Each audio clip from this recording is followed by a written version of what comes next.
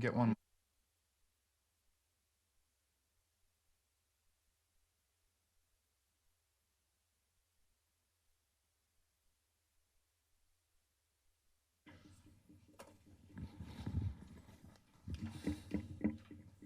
Good morning and welcome to Hudson Institute.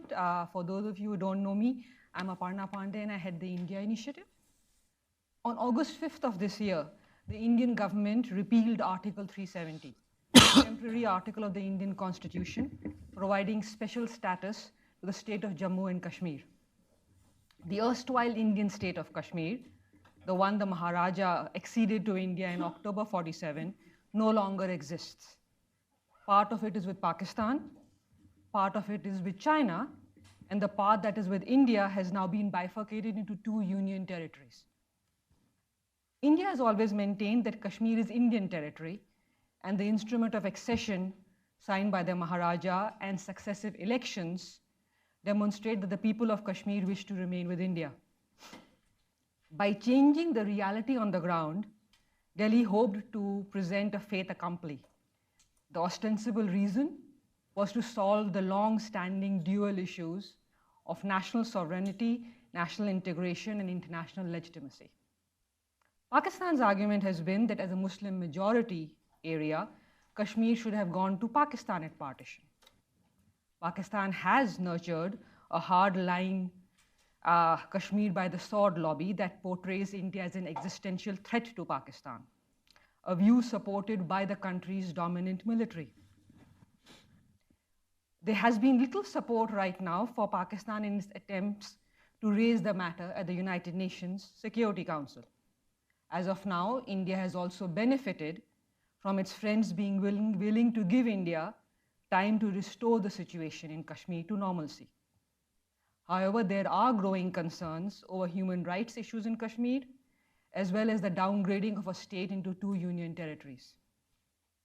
For the last 2 months, Delhi has argued that all the steps it has taken inside the former state of Jammu, Kashmir, Ladakh are to bring stability and promote development within the area. The restrictions on communications and movement have also been justified on grounds of security and in order to prevent any escalation in violence. Whether or not that happens, time will tell. However, if a couple of years from now, young Kashmiris still feel alienated, the repeal of the article itself will mean little in enhancing India's integration or security. To discuss what's happened in Kashmir, how India and Pakistan view this issue, how Kashmiris on the ground see it, and what are the international implications, we have with us an excellent panel. To my left, I don't know if ideologically or not, is a very old friend actually from my undergrad days, Salman Anees Soz. He's a native of Kashmir, an Indian politician, writer, and development expert. To his left, Shuja Nawaz is a distinguished fellow and former director of the South Asia Center at Atlantic Council. He's the author of several books, and Mr. Nawaz has a new book out on Pakistan. To my extreme left, certainly not ideologically speaking, is Jeff Smith, an old friend again. He's research fellow at Asian Studies Center at the Heritage Foundation. I will now ask each panelist to speak for a few minutes, and then we'll have a discussion. I'll start with Salman. Hey, can you hear me? Yeah. Okay, good. Any Kashmiris here? Oh, good. At least I'm not alone. I have a short presentation. Do I just click? It's coming up now. Okay. So I'll talk briefly about some of the, I don't know how much, I'm assuming that everybody has some basic knowledge of Kashmir and the India-Pakistan relationship. And so I'm not going to go into history. I do want to take a few minutes to discuss the rationale that was provided by the government of India, to, in some ways, revoke Jammu and Kashmir's autonomy. I'm going to then talk a little bit about what's going on right now, and then, of course, what it means for the India-US relationship. So I know that Foreign Minister Jaishankar has been here, going from one think tank to another. talking about why this has been done.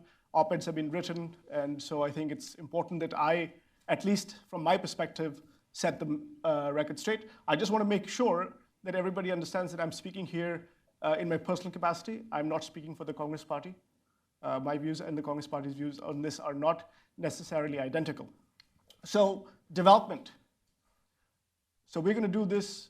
We're going to revoke Article 370, revoke Kashmir's autonomy, because we need to do development to Kashmiris in some ways. I'm sorry, the government's own data, which is here, talks about the Human Development Index.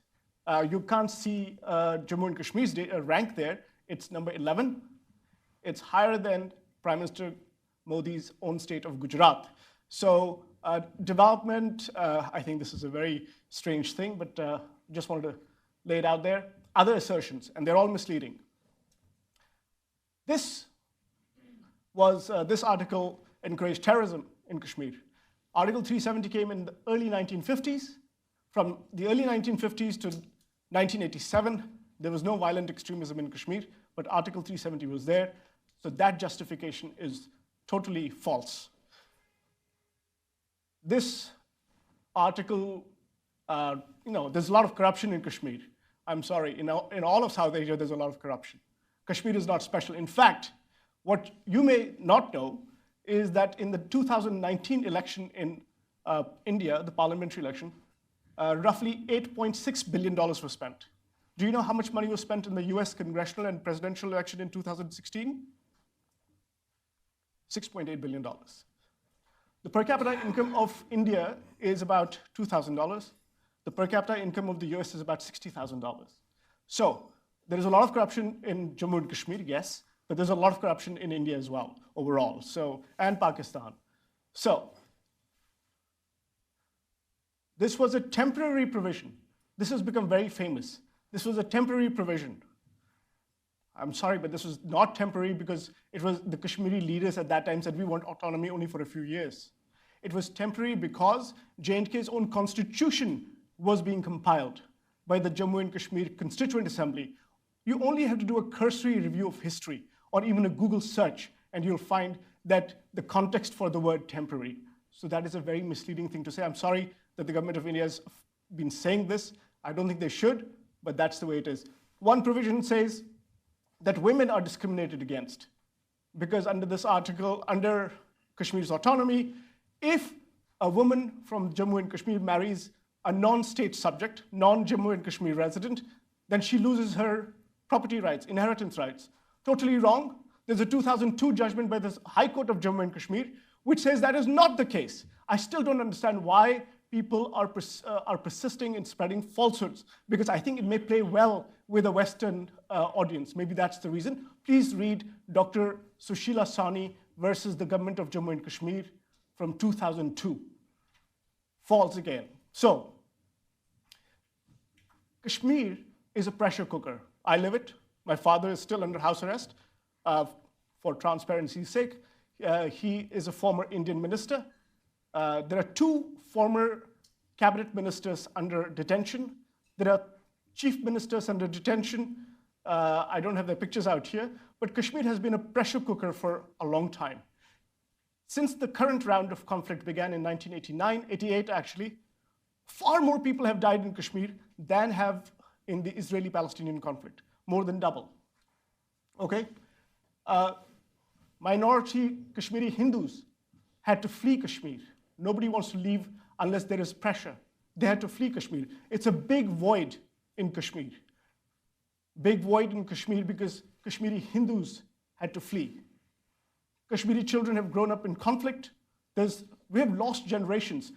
Doctors Without Borders did a study and found that about 40% of Kashmiri adults have syndromes, have depression, or suffer from depression, or about 20% have PTSD symptoms. Now, I'm not suggesting that everybody has this because of the conflict, but clearly these numbers are very high. We have our own lexicon in Kashmir about torture and civil curfews and shutdowns and whatever. So I think there's a lot going on there. I don't want anyone to live like that, least of all children. August 5. That second gentleman from the top is my father, Farooq Abdullah.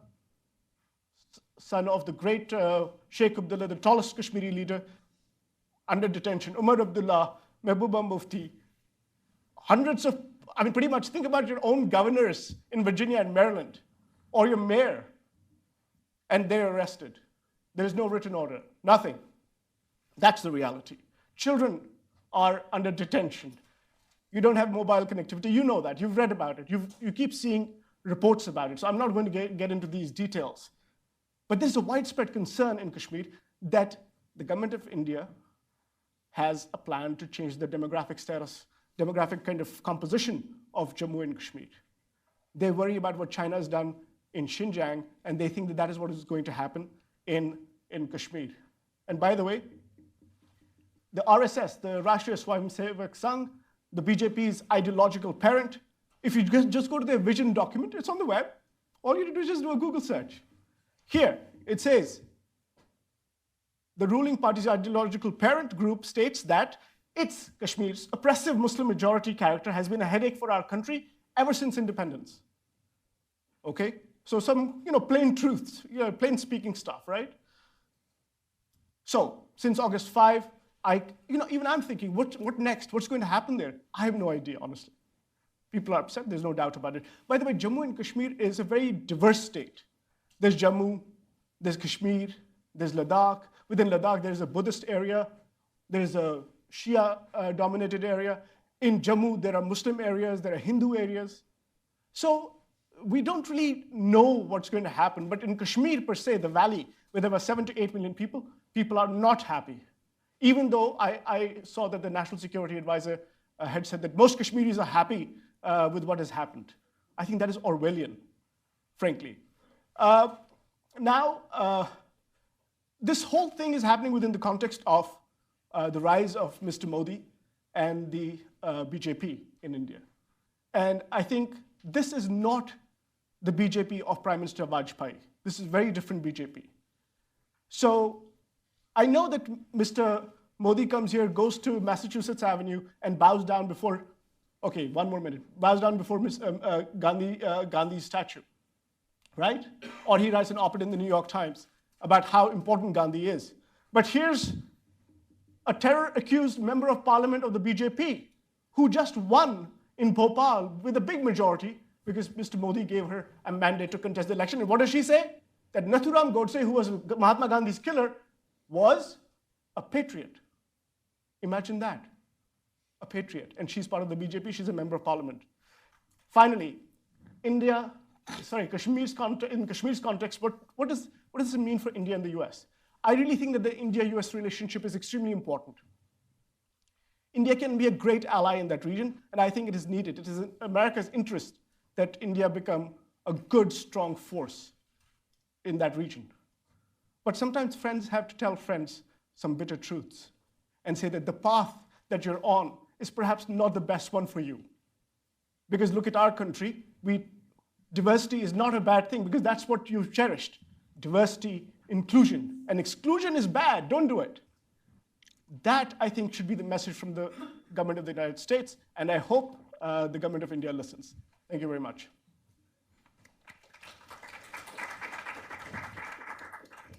Yes, sir.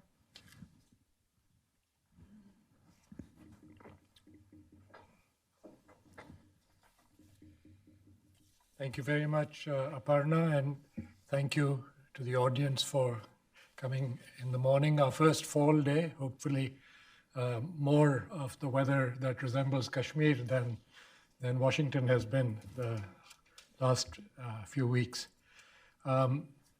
I step into this role that was assigned to me to reflect the Pakistani point of view. That was Aparna's marching orders. But I should, in the interest of truth in advertising, let you know that I have never worked for the government of Pakistan, and I don't hope to. But therefore, what I will reflect are my views, but I will also try and share with you what I think the government of Pakistan is presenting, as well as what the president of what is known as Azad Jammu and Kashmir, the part that is administered by Pakistan, has been conveying during his many visits to the United States. But first, just a word of caution. If you're looking for enormous clarity and the solution, then this is not the place. As the Prophet Muhammad, peace be upon him, once said about Sunni law of inheritance, whoever has the knowledge of the Sunni law of inheritance has half the knowledge of the world. I think if I can paraphrase that, whoever knows the issues in Kashmir has half the knowledge of the world, because it is a long and very detailed history, and it doesn't begin in 1947. It goes way earlier, because in fact the rules about property and so on were introduced by the Maharaja much earlier in 1927, if I'm not mistaken. There's also a clash of narratives that has persisted, and they get dusted off and reborn, and people suddenly see the light and say, this is actually what happened. And then when you dig around, you find this is not what happened. So for instance, there is a very popular narrative that the raiders in Kashmir, who came from what is now known as Fatah, were the ones that triggered the conflict between Pakistan and India in Kashmir in 1947-48. What people forget is the other part of the narrative, which Karan Thapar wrote about recently, and that is that there was a much earlier conflagration which surrounded partition, in which the area of Poonch came under severe attack, and there was an attempt to get rid of a lot of the Muslim population in the state of Jammu. So a lot of those people were related to people that live on the Afghan-Pakistan border, and when word reached them that there had been killings, they started getting excited. And then, as I mentioned, based on my research into the archives of the Pakistan General Headquarters, there were a few adventurous second-tier Pakistani officers who were led by British officers at that time, but who surreptitiously put together a support network for these groups to be organized and to join the fight in Kashmir. Of course, it didn't lead anywhere because they arrived at Baramulla, the bridge was knocked down, and they started fighting amongst themselves as to who would be the conqueror of Kashmir, and also what titles they would have. So they went to, Lieutenant General, Major General, Colonel General, General General, and so on, and that fizzled out. So there is this clash of narratives that has never been resolved until we either put those narratives aside or till we resolve those and say, yes, both sides have an issue and both sides need to calm down and talk as one. There is not going to be the security and stability and a future for Kashmir, which is promised by our title. There are glimmers of hope, and for those of you that remember 1998, that seminal year when both India and Pakistan went nuclear, at the UN General Assembly in New York, Prime Minister Sharif had a sideline meeting with the Indian Prime Minister Vajpayee. And then after that, he went and delivered a speech which had the obligatory attack on India for having taken over Kashmir and forcibly keeping it under its control. But then, for the first time forever, he also raised the possibility of what is known as the third option, which was an independent Kashmir, independent of both India and Pakistan. It's unfortunate that that opportunity was missed because 1999 came about and Kargil took place, and followed by the coup d'etat by General Pervez Musharraf. And that was that of the third option. So in my humble opinion, we keep talking of India and Pakistan, and we should really be talking about Kashmir and Kashmiris and let their voice be the dominant one, because it is their rights that were, in my view, subrogated by the Maharaja when he signed the letter of accession. And it's their rights that both the governments of India and Pakistan have been ignoring over the years and treating the territory as almost a colonial appendage. Musharraf was an interesting person who spoke as a commando and as a general and retained the title of army chief and president for a long time. But again, one of those important events occurred during his period when he introduced in an unprecedented manner in December 2006, something that he called the 4-point formula. And I think it's worth repeating those 4 points. A, that the borders of India and Pakistan would remain the same, which means that neither side would take over all of Kashmir. So essentially transforming what's known as what used to be the ceasefire line and then became the line of control under Shimla. And so recognize that you have authority over a certain territory. B, that Kashmir be given autonomy but not independence. He didn't call it, but I call it the Andorra solution. So you have a principality or you have a state that is functioning fairly autonomously, but that both countries have an interest in making sure that it functions well and autonomously and that it doesn't become a hotbed for terrorism or violence or militancy, and that no one from within India or Pakistan infiltrates the territory in order to foment violence, etc. C, a steady withdrawal of troops takes place from both Indian and Pakistani administered parts of Kashmir. I think this is critical, given the fact that Pakistan really doesn't have a lot of strategic depth. It's very critical that when you agree to something like this, you remove the possibility of accidental conflicts and exchange of fire that accelerates and gets out of control. And I think this is something that could be emulated on the international border between the two countries over time. Remember that, as my friend Bharat Karnad wrote, 3 Indian strike corps are poised against Pakistan. 36% of the defense budget is facing Pakistan.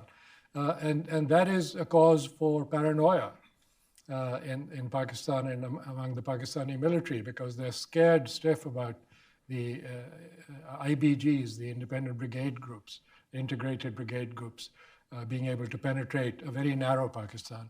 And the fourth was a joint supervision mechanism that could be set up with representatives from India, Pakistan, and Kashmir to make sure that there was a smooth implementation of these proposals.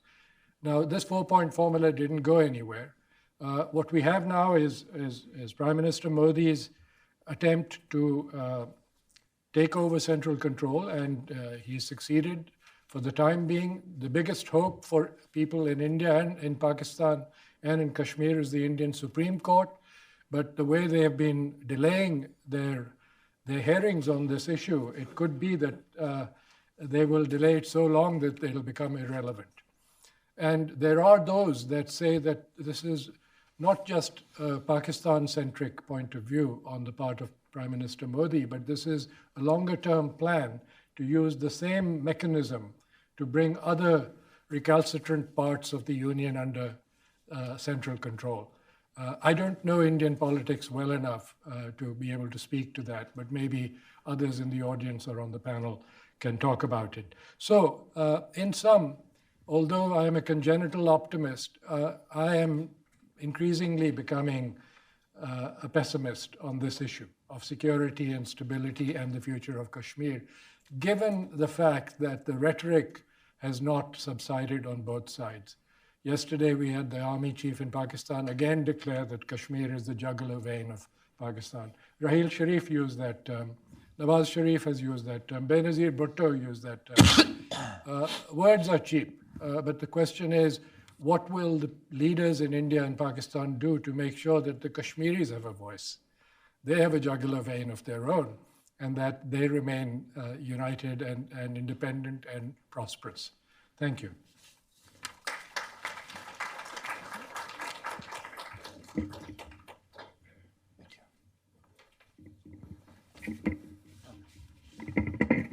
Thank you very much. Good morning. Very happy to be here back at Hudson talking about such an important issue. Aparna asked that I address briefly the U.S. and Chinese responses to the August 5th decision on Kashmir. And I thought I would start with China because that's relatively short and quick and easy. They were the only country really to take a firm stance of support for Pakistan, which was not unexpected or uncommon. They have traditionally been Pakistan's guardian on issues of international significance. Shortly after the announcement, they issued a somewhat peculiar statement that India's unilateral move was harming Chinese sovereignty. I think it's important to clarify up front that the decision to abrogate 370 did not change India's external borders with either China or Pakistan. I think that's become clear in the months since. I think the Chinese have accepted that this didn't really affect the line of actual control. But the Chinese do control the Shaksgam Valley in Kashmir, and they administer Aksai Chin, territory adjacent to Kashmir that India still claims as its own. So they do have a role in the territorial disputes and claims in Kashmir, but there was no change to India's position toward the Chinese sovereignty over those territories. So sort of convoluted route to say that the Chinese protested India's decision, but didn't really have any grounds to say that this impacted our sovereignty and haven't really pressed that issue. What they did try to do was get the UN Security Council to take up the issue, particularly to have a session dedicated to the Kashmir issue and have the Security Council issue a statement, I think in their view, hopefully condemning India's move. They were unable to do so. The Security Council agreed only to have a closed-door session, one in which Kashmir was one of several issues discussed, and there was no statement issued on the topic. And that's largely because the other four permanent members of the Security Council were more likely to sort of side with India's position that this was an internal matter and not something for discussion at the international body. So they sort of did their best, I think, to show their value to Pakistan, to serve as its advocate at the UNSC. But there wasn't much tangible, I think, they were able to produce. And I think in some ways, this is becoming a bit of a headache for the Chinese. I think they're getting a little sick of defending Pakistani-based terrorists from sanctions at the UN. They lifted a block on sanctions on Masood Azhar earlier this year. But they have to show Pakistan that they bring value to the table. And outside the economic relationship, really, this is it. But even here, again, their ability to do something tangible was limited. The United States, what has been the U.S. position on this admittedly controversial decision? I think it was articulated most recently by Acting Assistant Secretary Alice Wells just a few days ago during the UN General Assembly week. And there are three components to the U.S. response. The first is that it sees this as an internal affair for India. As I said, it did not affect the borders with China or Pakistan. It is a sort of administrative question related to Indian federalism, and it is best handled internally within India. The second part of the U.S. response has been that any issues that do arise with Pakistan should be handled in a bilateral manner. There's no role for the U.S. to join in mediation unless both sides request such mediation. And the administration encourages India and Pakistan to sit down for a bilateral dialogue. But that is going to hinge off of Pakistan's seriousness of effort in ensuring that groups don't take advantage and engage in cross-border infiltration, and that there are serious steps to implement the FATF action plan, which is a sort of anti-terrorism financing body that has been Pakistan has fallen afoul of, is now on the gray list for taking insufficient steps to combat terrorism financing. So it's an internal affair. Issues with Pakistan should be handled bilaterally. And the US hopes to see an end to restrictions on movement, assembly, communications, and the detention of local Kashmiri politicians. Now, in whole, I think this approach is mostly what India was hoping for. It's also the approach adopted by most of the world's capitals, right? So there has been criticism rising, certainly in recent weeks, about the security crackdown. But if you look at the position of global capitals, almost to a T, they have said, okay, well, it is an Indian internal affair. We are not going to try and sanction India or punish India or force India to change its position on 370. None have tried to force mediation. But there are rising voices of criticism, including in the US, including on Capitol Hill, from US congressmen and senators, mostly Democratic, but some Republicans as well. At the UN General Assembly, you heard more criticism from the leaders of Turkey, from Malaysia, from the OIC, issued a statement criticizing India's decision in Kashmir. And these voices will grow louder, I think, in the weeks ahead if the restrictions on assembly and movement and so forth continue. But in my opinion, there are you can break this criticism down into two sort of separate lanes. And again, in my opinion, one of them is entirely legitimate.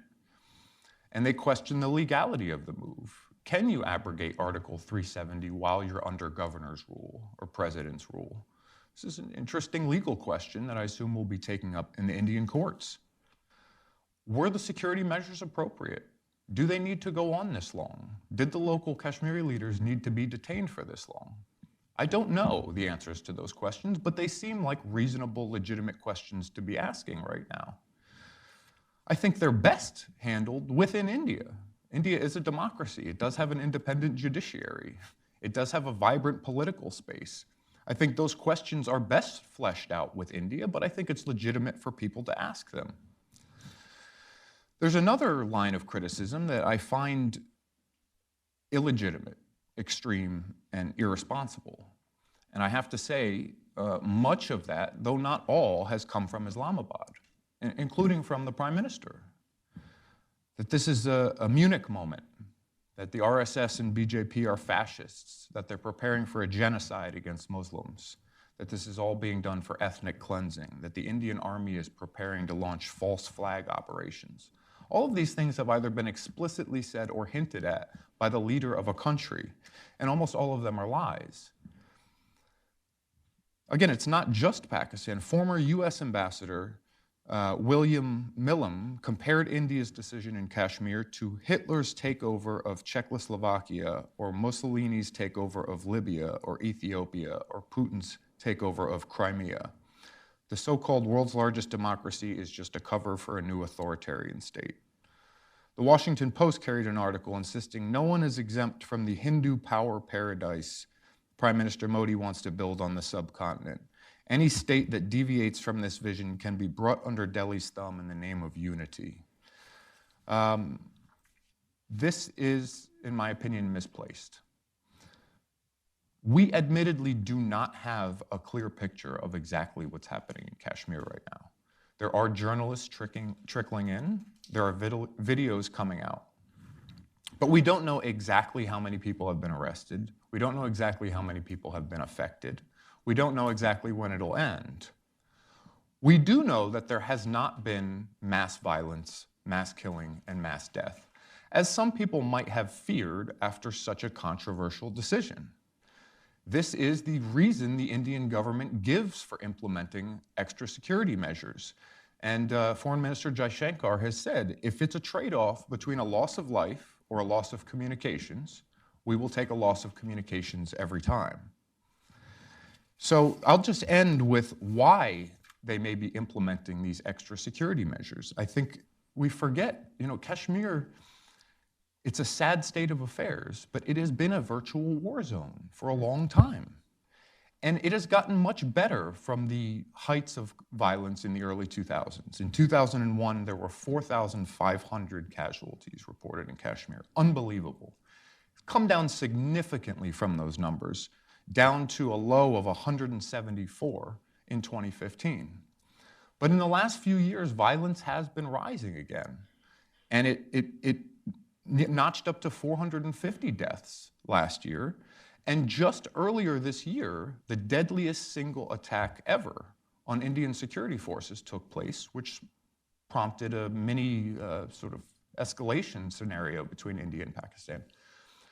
So I think it's fair to say the Indian government did have reasons to believe that an admittedly controversial decision being announced in a relative conflict zone could have had very negative security implications and effects. And I think it would have been irresponsible not to have taken some preventative measures. Whether or not they've gone too far, whether they need to stop now, whether they should have been rolled back 2 weeks ago, are all very fair, very legitimate questions. But again, some of the criticism that we've seen coming out, particularly from Pakistan, I think is entirely misplaced. Happy to continue forward in Q&A. Thank you.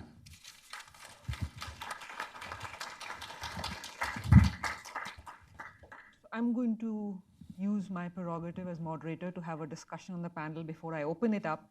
And my first question actually is primarily to Salman and Shuja Sahab, but Jeff is welcome to join in. The question is, since the 1950s, both India and Pakistan have made extensive modifications within their parts of Kashmir. Article 370 has been diluted. There have been a number of notifications. And within Pakistan, Azad Kashmir and Gilgit-Baltistan, or the northern areas, Pakistan has implemented a number of changes and modifications. They aren't what they were in 1947. So if that is so, then sort of, what has changed now, and what has so substantially changed today that either, Pakistan can say that India should not make internal changes within its part of Kashmir, or what has Article 370's revocation really done today for us to be concerned? It is true that I can't speak about the Pakistani side, but I know of our side. And it is true that Article 370 and it's kind of, it's been diluted over time, starting from Pandit Jawaharlal Nehru's time, actually. So even before this article could take shape, Sheikh Mohammed Abdullah was arrested in 1953, while he, I think, at that time, had some second thoughts about this whole thing because he was getting a little concerned about some voices in India that felt that maybe this autonomy idea is not such a great idea. So he fell out, with Pandit Nehru. They were friends, but Sheikh Abdullah started having some other ideas. He was arrested, and then the Sheikh's deputies became the negotiating party. And then we had Article 370. Now, Article 370 has been diluted over time. And I think in 1987, there was a very controversial, essentially rigged election in Jammu and Kashmir. That, combined with this, I think this idea that autonomy is basically being whittled away, I think that created, I think, a fertile grounds for, a kind of a mass disenchantment at some level, and then of course Pakistan, fueled an insurgency there. What has changed now is that there are a couple of things. Jeff is right. Violence in Kashmir has been coming down. In fact, 2001 was the peak, but violence was coming down because of efforts by Mr. Vajpayee's government and local leadership. That was a different type of government, and then Dr. Manmohan Singh's government. The violence that you see rising in recent years is primarily because there's a lot of distrust with the Modi government and with this kind of BJP that's come up. And the kind of policies that the Modi government has, it's all about security angle and no political accommodation, nothing like that. So, of course, there is violence. I'm not shocked at all. I'm not sure why Jeff may be surprised. So then, in fact, in 2018, more soldiers died in Kashmir than in any of the preceding 10 years. So I don't think that, just to kind of say that violence has come down and recently it's come up because there's something going on. What is going on is the Modi government is going on. Now, when the last vestiges of your diluted autonomy are there, and even that is taken away, without any reference to the people, because the Constitution of India, basically what the government of India has done is taken Article 370 to read down Article 370. In 2018, the Supreme Court, for the second time, affirmed that Article 370 was a permanent feature. Now, when you can just take your parliamentary majority, undoubtedly Mr. Modi is a great mandate. But if you think that with a majority you can do anything you want, then you may be doing something in Kashmir today because it's a small community and you can run roughshod over that community, but you're likely to do that across the country. And what is happening in the country is, yes, it is a democracy, but it is a very fragile democracy. Institutions are independent judiciary. Just look at the Economist piece yesterday. Salman, So I'm just saying that overall. Let's stick to the. So what I'm saying is that no, because you had to provide some context. So then I will push back and I will ask, if it was so problematic, why has the political opposition in India not really condemned and opposed these changes vigorously? Would it be fair to say that this reflects a political consensus that Kashmir needs a new approach? No, I understand. I understand. But the political opposition in India, including my own party, are in deep trouble anyway. So we know that. Yeah. But that doesn't mean that a state which has been promised something by the founders of independent India, there is an agreement, and it is an agreement based ultimately, in the Constitution. The last vestiges of that are removed, and I think it's an emotional issue for people. Nothing for us without us. Okay. Ask us. I think that's the main thing. Now I'll ask Shuja Saab if you could. Okay, just briefly, I think the opposition inside the BJP is there. And so Yashwant Sinha, for instance, outlined the reasons why 370. Actually, I was hoping you would talk about the Pakistani side. I will. Azad Kashmir. I will. I will come back to your original question. Yes, please. What has happened in the Indian side has been mirrored by what has happened on the Pakistan side. Sort of the Indian side, this may be recent. Pakistan has changed what's happened in northern areas and other Kashmir for some decades now. So we can go back in history. Pakistan changed the Gilgit-Baltistan situation, but they're similar in the same way.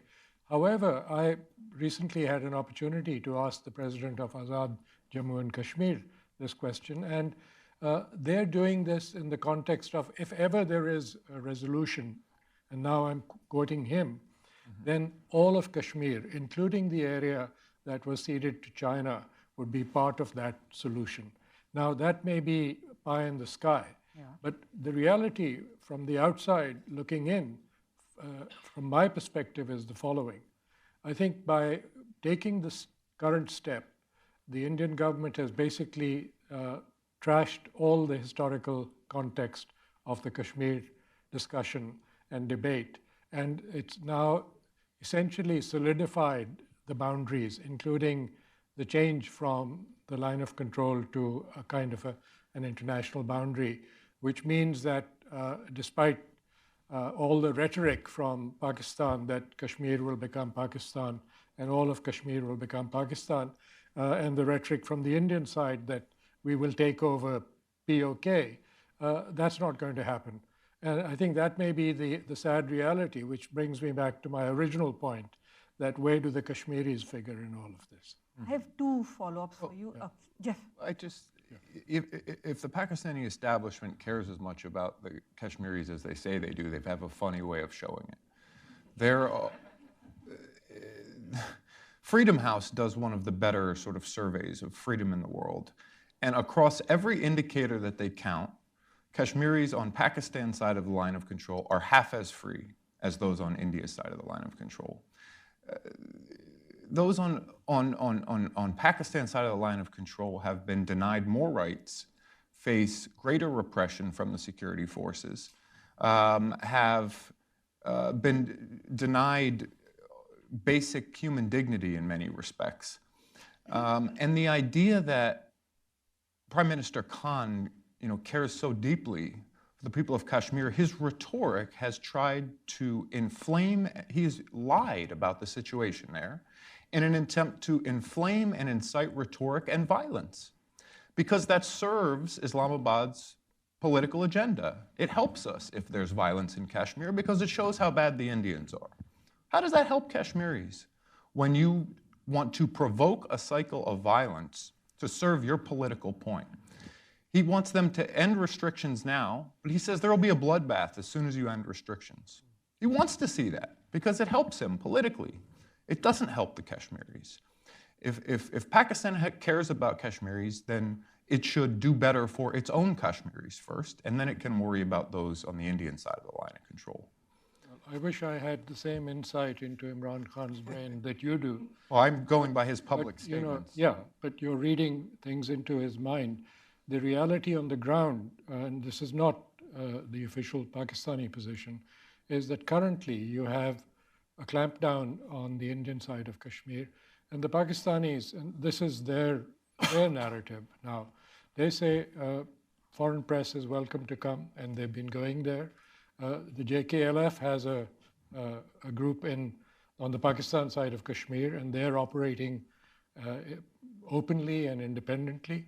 Now, I agree as an analyst that the Pakistanis have not treated Kashmir the way they would treat any other part of Pakistan, but neither has India. And so the two wrongs don't make a right. I agree with that.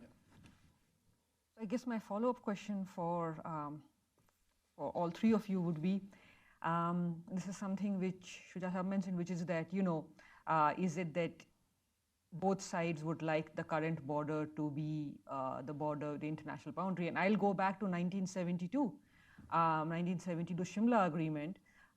There is a belief that sort of both sides sort of said that by default, over a period of time, that would become the line of control. If that is so, then my questions for each of you would be for Salman, sort of how do you see that playing out, the India-Pakistan as well as internal Kashmir, Indian Kashmir dimension? Shuja Saab, the question would be, as Pakistan over the years has said that Azad Kashmir is what is Kashmir, Gilgit-Baltistan is not part of Kashmir. And so, but technically the northern areas are part of what was the erstwhile state of Kashmir. So is the Shaksgam Valley, which was ceded to China, and so is Aksai Chin. So how does one reconcile all these dimensions? Well, on the Kashmir side, and I think that nothing can happen in Kashmir unless India and Pakistan sit in good faith and talk peacefully. The more violence you have, I think Kashmiris have suffered disproportionately because of violence over the last 30 years. You're right, Jeff. I mean, Pakistan has done no favors to Kashmir by pushing that insurgency in Kashmir. Our children have grown up listening to sounds of bullets and bombs. I mean, what kind of an education can they get? I mean, we've lost 2 generations.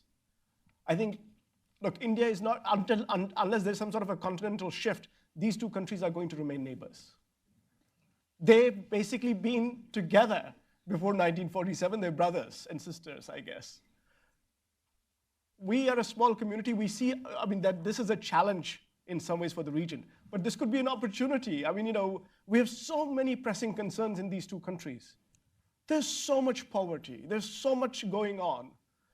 And we still persist in this kind of this enmity that I know that on both sides, Kashmir is used for political gain. There is no doubt about it. All you have to do is watch Indian television, see how Kashmiris are vilified.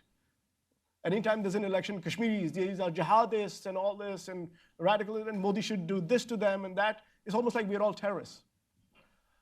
But the fact of the matter is that we are suffering, and we urge the 2 countries to come together. You are brothers. Ultimately you're brothers. And use us as just tell us that you're going to start talking. It could take 30 years, 100 years, doesn't matter. Just say that no violence, no wars, no threats, and that's it. I mean, if that happens, I think Kashmiris would be calm. I think they'll be patient. I think they'll be happier, and our children will have a future.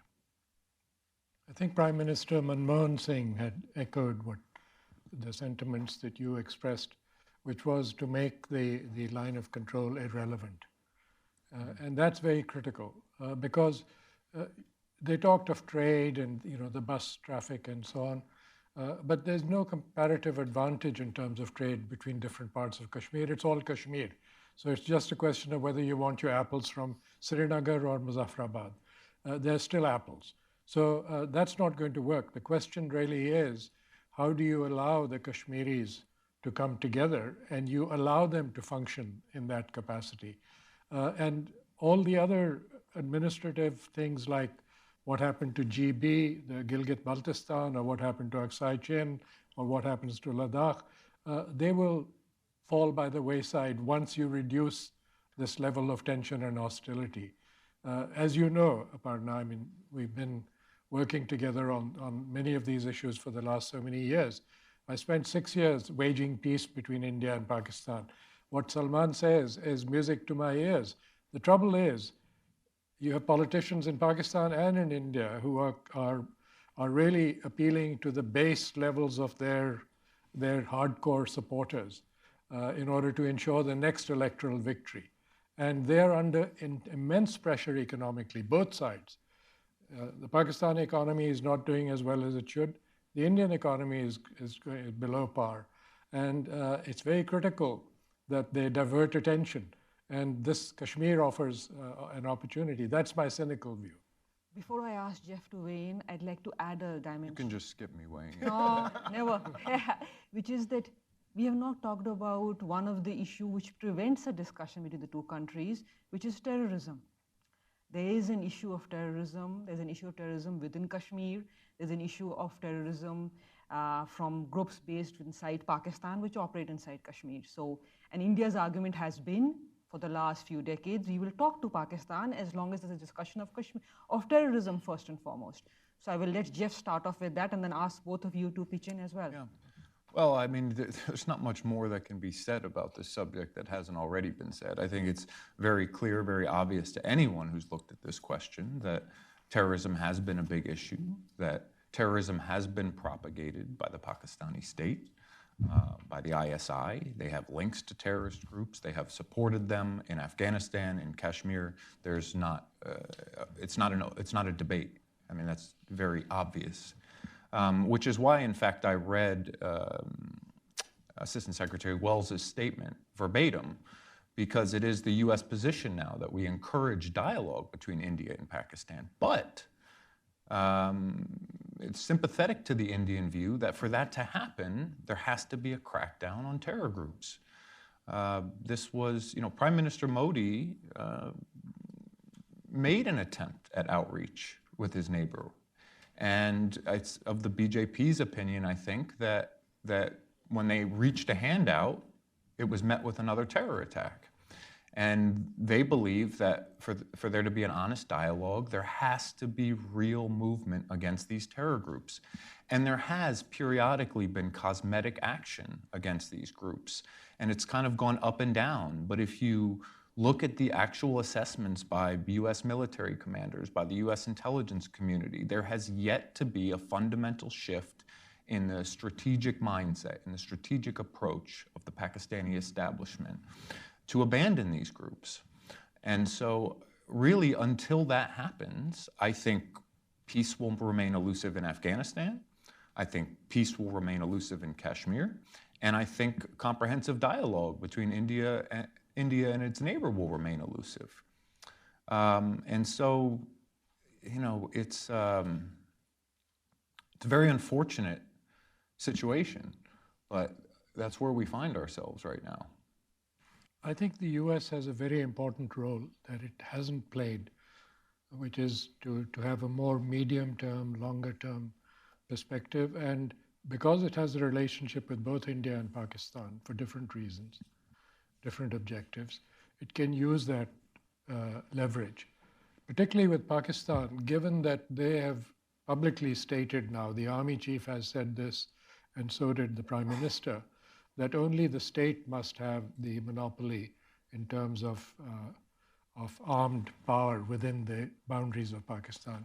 If that is true, and that's a very big if that is true, then they really have to dust off the national action plan that they came up with and go after the militant groups and de-weaponize them and de-radicalize those areas so that they are unable to penetrate this boundary between Pakistan and India in Kashmir.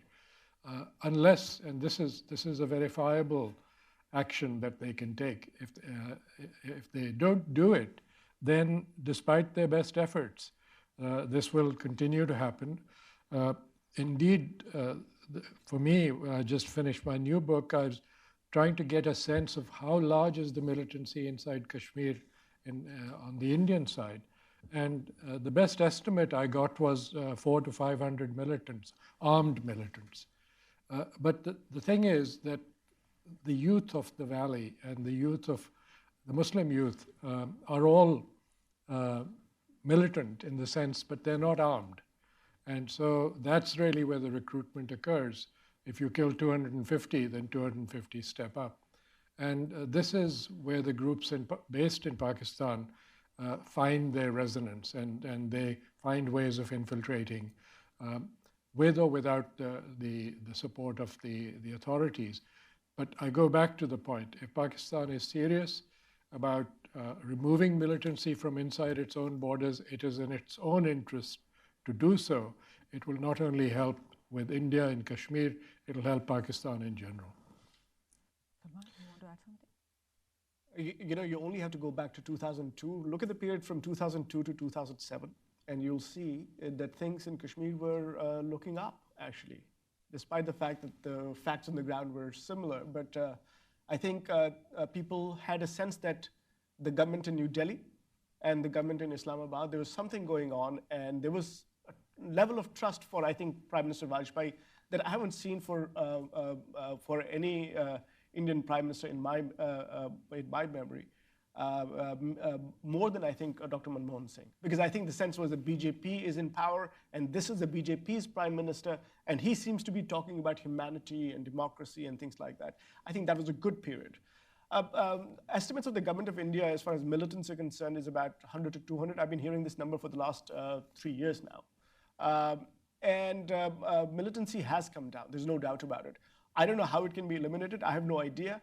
But I think by kind of, when we talk specifically about revocation of autonomy, I think the anger there is such that I worry that more people may be inclined to join militancy, and that would be a devastating thing for us, because we don't want to go back to the bad old days of the 1990s. I think in this, in some ways, if you have a bad marriage, you have two choices. Either you have a divorce, or you try to make the marriage work somehow. Don't try to make things worse. I think that's what's happened here. We know that this marriage has to continue. Why get into this extra abusive relationship?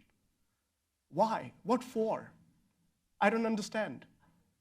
Well, there you go. So I think that's what it is. We've got to make the marriage work, try to ease the tensions, don't try to create more abuse, and I think that may help. But unfortunately, that's not happening right now.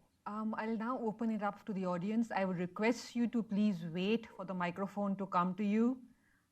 Please state your name and affiliation. And then it's a question. A question is a statement which ends with a question mark. If you have any comments, you're welcome to wait till 11:30 and speak to each of the panelists afterwards. I'll start with the gentleman up here, first row. Thank you. Patrick Tucker with Defense One. President Sardar Masood Khan was at the Pakistan embassy on Tuesday, and he spent some time talking to reporters, and one of the things that he said was that on the Pakistan side, the military is now reinforcing at the line of control, and that he used that as a way to talk about what he saw as the rising probability of a larger conflict emerging from the situation between India and Pakistan. So I wonder if each of you could talk to that possibility, and also if you could directly address whether or not you've seen Pakistan reinforcing military units at the line of control. Thank you. I haven't seen that report. I wouldn't be surprised if it were true. I don't think it's likely that we see a conflict or clash in the near term. But I am concerned about the probability, the prospect for escalation. And I think it has increased significantly, not since the August 5th decision, but since February since Pulwama, and really since 2016. So, India had sort of responded to terrorism in the valley for many, many years, I would argue, with significant restraint, with not deciding to strike targets across the line of control. And in 2016, it seemed as if India signaled that there was an end to that policy when they launched surgical strikes on what they called terrorist launch pads near the line of control. And earlier this year, after the terrorist attack that I referenced, there was a much more significant surgical strike, even deeper, beyond Kashmir into former Northwest Frontier Province, into Pakistani territory proper. And it frankly marked an escalation of India's responses. I think it signaled that they would not be responding anymore to terrorist attacks with restraint. Now, I don't know what grounds the US has to say to India, don't do that. You can't respond when you're hit with a terrorist attack. You have to accept it and engage in dialogue, because we wouldn't do that. Everyone knows how the US would respond if it were happening to us from one of our neighbors. But Canada better watch. But it does make the situation more volatile. Whether you like it or not, it's the reality. And the potential for miscalculation, for escalation risk, goes up significantly when there are surgical strikes. So, I argue the onus is more on Islamabad now to recognize that support for terrorism is likely to have greater and greater costs and could lead you into a conflict that you don't want. But whoever's sort of perspective you're sympathetic to, the escalation risk has increased, and that worries me. Anybody else? I would add that I think this kind of posturing or this kind of statement is really aimed at scaring the US, particularly given the current state of play in Afghanistan and the US-Pakistan relationship on that border. And I think it's misplaced, quite frankly, because if Pakistan is indeed moving troops from the Afghan border back to their normal locations, which are against the Indian border or in Kashmir, then that's a very easily verifiable fact on the part of the United States. I mean, they have the ability to monitor movements, and they know which battalions are where and where they're moving and so on. So this is really appealing to public sentiment here that maybe Pakistan will be forced into not doing enough in Afghanistan or on the Afghan border if this situation persists. And it can only go so far. I think it's much more important for there to be a clear vision for the medium and longer term on the part of the fledgling government in Pakistan. And to go back to the original objective that Imran Khan said, that he would offer a hand of friendship to India and come up with some very practicable measures that they could agree upon, not for the sake of Pakistani victory or Indian victory, but again, to bring peace to Kashmir. And that should really be front and center. Now, I noticed a subtle shift in the rhetoric. I don't know if Jeff agrees with that, but he's now been talking more and more about lifting the lockdown. And I think that is something that if the Indian government lights upon, I think it will have an immediate effect, not just within Pakistan, but among countries around the world that are concerned about this, because that is the most visible sign of the result of the changes that have taken place. Good. Smith. Dave Smith, I'm with the Stimson Center. I'd like to ask the panel to address what the topic is, which is the future of Kashmir.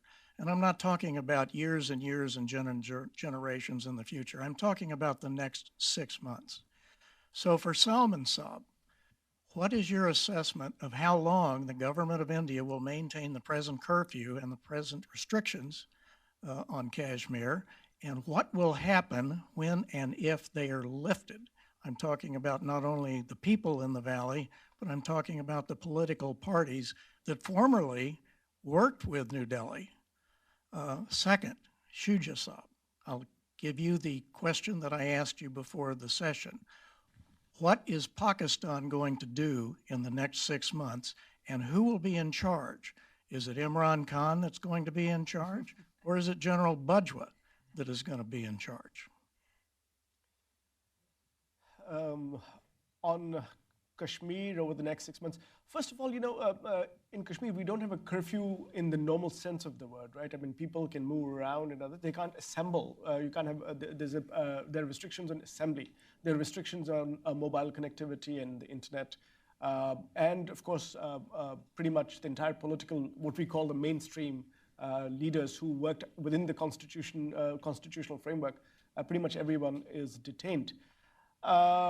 I don't know how long this is going to go on for, because ultimately people have to make a living, they have to go out, kids have to go to school, and schools are shut down pretty much everywhere. And I think this is a war of attrition. And my experience with Kashmir has been that the war of attrition is always won by the government, because the government has more staying power, they have not much to lose. So I think the strategy is to wear down the people, and then wear down the leadership by keeping them incarcerated, giving them a sense of, look, we can keep you as long as we want, nobody's going to say anything.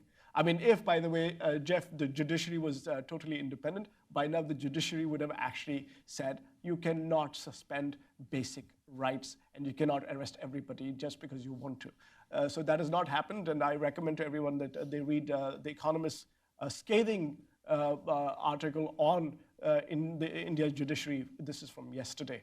So I really am not sure what's going to happen, but I do hope that if these restrictions are lifted over time, my only hope is that people remain calm, let the political leadership come together and see what they want to do. Because I do think that those people who've been always swearing by autonomy of Jammu and Kashmir, I think it'd be very hard for them to go to people now and say, okay, autonomy is gone, now let's talk about something else. So I think that is not possible, but for that, the government of India has to release them so that a political process can start. But I'm not sure when that is going to happen. Some people are saying that maybe by the end of October. Some are saying that is when the capital shifts from Srinagar to Jammu. It's called the Darbar move. Some are saying that maybe it'll be in the winter or after that. So we don't really know. I can only hope for the best. By the way, on the previous question, war is not the answer. War is not the answer. We don't want any war. We're going to suffer disproportionately even there. So please don't fight on our account. Promise. Yes. Dave, this is the perennial question that you've asked about Pakistan, who makes the decisions. A year ago or earlier, I would have said, they both say the same thing. We're on the same page, but they were on the same page in different books. Nowadays, I think there is perhaps a little more truth to that statement, that Imran Khan and General Bajwa are on the same page, because, among other things, the Prime Minister has given an extension to the Army Chief well before the end of his term, so that there is an assured continuity and a codependence of sorts. Now, of course, the critical thing in terms of shifting the balance of power within the country, and you and I have both studied Pakistan's military and the civil relationship. Over the years, when the civilian side fails to live up to its end of the bargain, which is provide good governance and a thriving economy, and then everyone has to tighten his belt, including the military, when that happens, then the military says, wait a minute, these guys are useless, we should step in. So there is always the possibility of what I referred to in the past as creation of an Egypt on the Indus.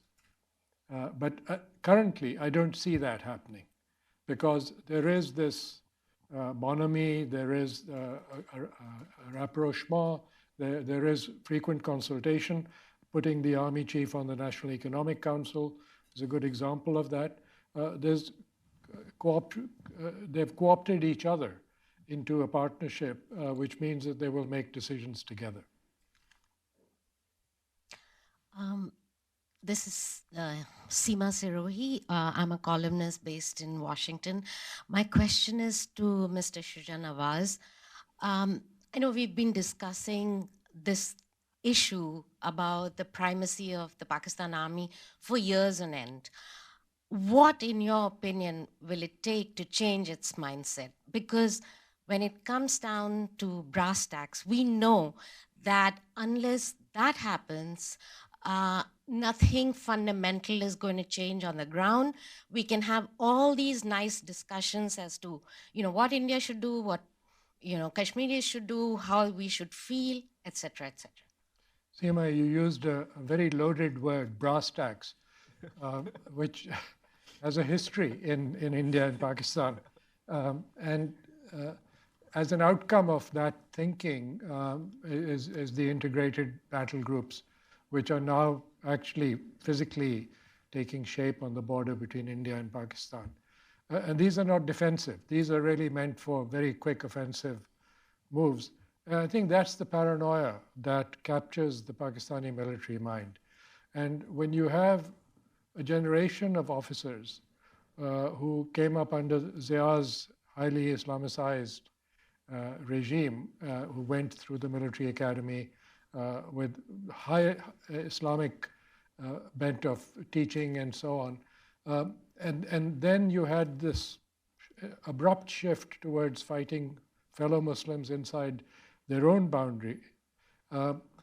There is turmoil within the lower ranks intellectually as to what is the role of the military and who is really responsible for the troubles that are occurring inside the country. Is it the civilians or is it outside forces? Is it India? Is it Afghanistan? These are all issues that need to be resolved. The only way that you can resolve them is with A, good governance in economics, and then changing your educational system and changing the system in the civil as well as in the military. Now, in my new book, I talk about some of the things that they did in changing the military system. And I think that will yield fruit over time.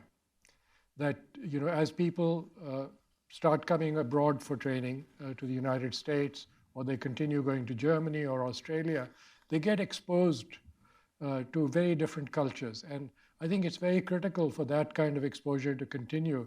But if you cut them off, as the US has done again, then you risk, again, creating that pressure cooker where there's conspiracy theories abound, and everyone is doing something in order to harm Pakistan. And that is not conducive to creating an atmosphere in which you can talk to your neighbors. Thank you, Aparna. My name is Singit Sering. I come from Pakistan-occupied Gilgit-Baltistan. Thank you for such a great event. Salman asked if there's any Kashmiri in the room, and I didn't raise my hand because I'm not a Kashmiri, but I'm from Jammu and Kashmir. And this is very unfortunate that over the last 70 years, the word Jammu Kashmir has become synonymous with Kashmir, and that is the root cause of the problem I see. And we haven't learned from that, because even today, the thing says security, stability, and the future of Kashmir. It's not about one ethnic group and one religion. Jammu and Kashmir is a multi-ethnic state, and so I think unless, thank you, Ambassador Shuja, for bringing Prophet Muhammad saying. Not an ambassador. Shuja Nawaz for bringing Yes. Prophet Muhammad saying about knowledge, half the world knowledge, and then linking to Kashmir. I don't know what Prophet said about the rest of the half, but I tell you, if we don't look at the rest of the Kashmir, especially Gilgit-Baltistan, we will not go anywhere. So Kashmir may be half of the knowledge of the world, but we will not find a solution. And the rest of the half is Gilgit-Baltistan. We need to move on. This is 21st century. The entire world is looking at Gilgit-Baltistan. Kashmir Valley is history, and we need to stop looking at Kashmir as if it's like, some kind of like the prime, the cause or the prime motive behind this whole dispute is. I think that is very unfair with other people. You mentioned about Imran Khan being all those different statements that he makes, and then he keeps saying that, claims that he's the ambassador of Kashmir. Let me tell you about Imran Khan. He's the biggest violator of Article 35A in Gilgit-Baltistan. He owns land there. So the violation starts with Imran Khan. All Pakistani military generals, they own land in Gilgit-Baltistan. General Abbas, General Pervez Musharraf, General Hamid Gul, the big voice of the Kashmiris. Brigadier Aslam, he owns thousands of acres of land there. The Shangri-La Resort, the big famous resort owned by Pakistani generals. Let me tell you, all the bureaucrats own land there. Yesterday I was at Woodrow Wilson, and I put the same question. It's like, how is it possible for Pakistan to restore its credibility? I mean, if it really want to be in the game, then Pakistan need to put itself up for accountability and investigation for all the crimes it has committed in Gilgit-Baltistan, and stop talking about Kashmir. It has done everything wrong that is possible out there that now it accused India of doing in Jammu and Kashmir. So my question is that Pakistan has been changing our demography. In Gilgit City, which is our capital, we are a minority now. This is exactly what the Chinese are doing in Xinjiang, where in Urumqi, the locals are a minority. Pakistan is exactly copying Chinese model of reconfiguration of society and state and culture. We are banned from learning our languages for the last 70 years. I mean, if I can go on and on, but Aparna said that, I have to just put a question, which is not fair, because for the last 70 years, it's the Kashmiris who have been been the golden, the center of all attention. So it's not fair to just put a question. I thought, I should bring some information out there, and saying is that, that Pakistan is the biggest violator. And I think unless we agree to that, we cannot move from there. Pakistan's security and the beef up of security in Gilgit-Baltistan, where every half a kilometer there's a security checkpoint. I mean, Salman talked about lockdown. People in POK, Azad Kashmir, are not, the officials are not allowed to go to Gilgit-Baltistan. It's been locked down for 70 years. The Prime Minister of Azad Kashmir, he got in his vehicle and he went to Kohala Bridge, and ISI brought him back, and he said, without our permission, you cannot go to Gilgit-Baltistan. So, I mean, we really need to look at the whole picture. We need to stop looking at the valley. Otherwise, it'll be just another nice show like this, but I don't think we can go anywhere from there. Thank you. Thank you, Sanjay. I will actually take 2 more questions, and then I'll ask the panel to answer all. Gentleman right at the back, the white. Hi, Tanyel Kushakian from the Hindu American Foundation. Thank you all for your very poignant insights and discussion here today. Thank you to the Hudson Institute for providing this type of programming. I think it's very important, and you hit on some really great points. I want to focus on the future part and touch on another aspect that Dan didn't, which is what happens in the next 6 months to 12 months as far as economics and bringing businesses, construction, new development, jobs back to Kashmir. And I think the government announced recently about 12 to 20 new projects, construction projects in the valley. One of the best ways, I believe, to stop terrorism is to give jobs and employment to young men who are looking for things to do. And that starts with construction jobs, tourism jobs. I hear there's legislation potentially in Congress to support tourism in Kashmir. And so I want to hear your insights and thoughts, not just on the political side, but on the economic side, and how that may be a positive factor in a secure, stable, and future of Kashmir. Thank you. Last question to the lady up front. Hi, my name is Mariam. I'm from Freedom House. My question is simple. What's the situation of human rights defenders, journalists, and all the human rights organizations now in the situation of Kashmir? Not only in Kashmir, but in other parts of India and Pakistan, the people or organization that they are the voice of Kashmir in either way, because usually in some kind of situation of conflict, they are the first target. And all the law and anti-terrorism law and everything used against them. So that's my question. let everybody, I'll start with Salman and everybody can maybe choose. And Why don't we start with Jeff, because he hasn't had a chance. Jeff? Yeah, I'm not the best person, I think. None of the questions? Well, no, I think Senge really just added some color and texture to one of the points I made earlier, which is that the situation on Pakistan's side of the LOC is actually graver for Kashmiris and non-Kashmiris. But you almost never hear about it. And I'd like to do a little more digging, but when I tried to go to Amnesty International's website, when I tried to go to some Western NGO websites and look up articles on Kashmir, I would see over the last 10 years 50 or 60 articles on Indian Kashmir and 1 or 2 on Pakistani Kashmir. I'm not using the formal term here, I'm using the shorthand term. But I find that peculiar when on every indicator, those on Pakistan's side are less free. So why don't they get any attention? Most people have not even heard of Gilgit-Baltistan. Most people are completely unfamiliar with the plight. And I find that complete disproportionate level of attention peculiar. That's all I'll say. On that particular point, on Gilgit-Baltistan, I confess that I don't know enough to be able to give you the perfect answer, but I did ask a Kashmiri friend of mine who is half Kashmiri in the sense that his mother was Kashmiri, and she won a case in the 50s which allowed her children to be given status as Kashmiris, because till that point that wasn't allowed, as was the case on the Indian side.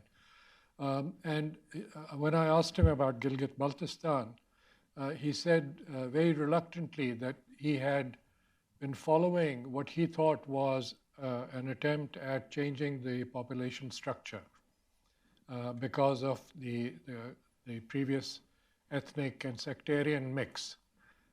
That's one thing. The other thing is that the military presence there is also because that is the ingress, the route to China. And so the military has maintained a very powerful presence there. And the third thing, which is related to China, is that the Chinese have been extremely rough with Pakistan when militants that have been trained in what used to be Fatah managed to link up with people in Xinjiang. And I recall in 2011, when some Chinese were badly treated in Pakistan, the DG ISI, General Pasha, was summoned to Beijing on a weekend and given a dressing down because they wanted to close that. The military action in Fatah has cleared a lot of those training grounds, but the danger still remains that you will have infiltration of militant groups from the border with Afghanistan on that road into China. And so that is perhaps one of the reasons why there is so much strict military control. This may just be an explanation. It's not really a good enough explanation on what ought to be done there, except to allow people to function more independently. On the economic side, very briefly, economics is really not something that can be done overnight. You can't turn on and off the spigot. It requires an enabling environment. And when you want to create an enabling environment that includes political freedom, ability to operate, and then all the other infrastructure and logistical support that's needed for you to be able to operate your businesses. So simply saying that we're going to construct roads and people will get jobs is not enough. I think Kashmir probably has the advantage of having a slightly better education system than many places in South Asia. And if that tradition is still strong, then I would concentrate on building a workforce that can leapfrog from construction and those kinds of activities into the service sector. And tourism, of course, is very big, but much more important are things like computer science and so on, because brain power is not confined to any part of the world, and the Kashmiris deserve to be part of the global renaissance in technology. Salman, 60 seconds, and you have to Okay. wrap up. Very happy that you brought up Gilgit, but you know, it would be better that we not stop talking about Kashmir, but because we talk about all of the places in the erstwhile state of Jammu and Kashmir, including, you know, Kashmiri Pandits who had to flee their homes, people from Poonch who had to flee their homes, people in your area, people in our area. I think this is an opportunity to look at this place holistically, but for that, India and Pakistan have to talk. As far as economic development is concerned, I think that is what the Prime Minister said he wants to do. I left the World Bank in 2011 to go to Jammu and Kashmir, work there. What I realized is that for development, you need some peace. Now, the BJP was in power for the last 3 or 4 years in Jammu and Kashmir. I don't know why they were not able to do all the kinds of things that they're saying that they're going to do now. Frankly, this is just a red herring. A government that has basically presided over a massive economic slump in India, where unemployment is now at a 45 or 50-year high, is not going to be able to do any development in Kashmir. These are just ways of, these are warm and fuzzy kind of justifications for what has been done, which is patently unconstitutional. I do hope the Supreme Court strikes it down, because if the Supreme Court strikes this law down, I think the faith of Kashmiris in the Indian Constitution may be somewhat kind of resurrected. I'd like to end the discussion now. Thank you so much. It's been a pleasure, and I'd like everyone to give one round of applause to our panelists and to all of you for coming. Thank you. I'm sorry. I should have spoken about the human rights. Discussion काफी हुआ.